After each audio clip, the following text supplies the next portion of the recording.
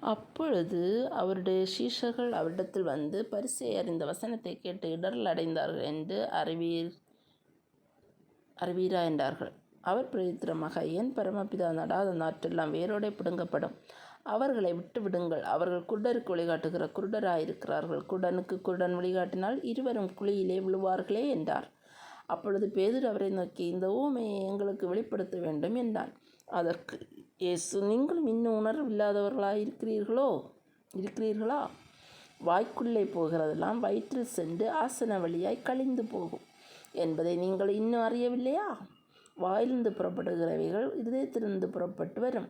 அவைகளே மனுஷனை தீட்டுப்படுத்தும். எப்படி எனில், இதயத்திலிருந்து பொல்லாத சிந்தனைகளும், கொலைபாதகங்களும், விபச்சாரங்களும், வேசித்தனங்களும், களவுகளும், பொய் சாட்சிகளும், தூஷணங்களும் புறப்பட்டு வரும். இவைகளே மனுஷனை தீட்டுப்படுத்தும். கைகள் வாமல் சாப்பிடுகிறது மனுஷனை தீட்டுப்படுத்தாது என்றார். பின்பு இயேசு அவ்விடம் விட்டு புறப்பட்டு தீரு சீதோன் பட்டணங்களின் திசைகளுக்கு போனார். அப்பொழுது அந்த திசைகளில் குடியிருக்கிற கானானிய ஸ்திரீ ஒருத்தி அவரிடத்தில் வந்து, ஆண்டவரே, தாவீதின் குமாரனே, எனக்கு இறங்கும். என் மகள் பிசாசினால் கொடிய வேதனைப்படுகிறாள் என்று சொல்லி கூப்பிட்டாள்.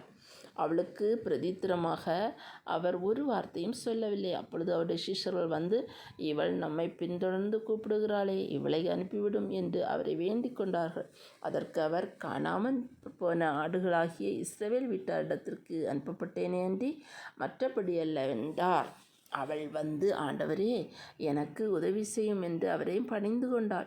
அவர் அவளை நோக்கி, பிள்ளைகளின் அப்பத்தை எடுத்து நாய்க்குட்டிகளுக்கு போடுகிறது நல்லதல்ல என்றார். அதற்கு அவள், மெய்தான் ஆண்டவரே, ஆகிலும் நாய்க்குட்டிகள் தங்கள் எஜமான்களின் மேஜிலிருந்து விழும் துணிக்கைகளை தின்னுமே என்றாள்.